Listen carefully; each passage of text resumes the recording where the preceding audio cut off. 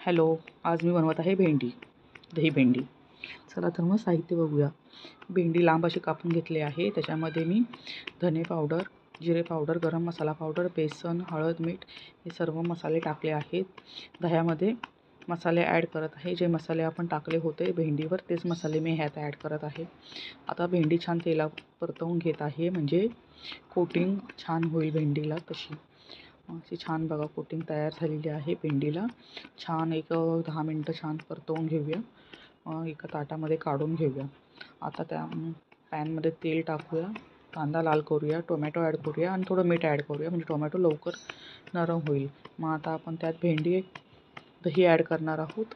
दह्याला पण तेल सुटेपर्यंत छान परतवून घेऊया आणि मग त्यात भेंडी ॲड करून छान परतवून घेऊ. त्यामध्ये पाणी ॲड करू, थोडं मिक्स करून घेऊ.